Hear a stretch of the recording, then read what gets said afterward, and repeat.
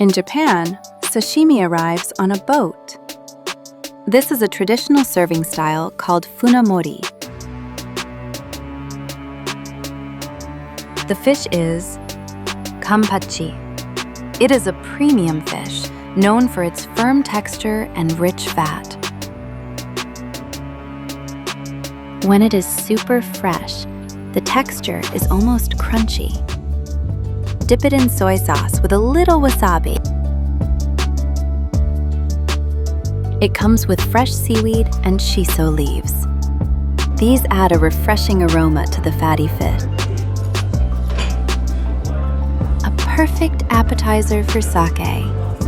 Experience the boat platter at an izakaya. Did this make you hungry?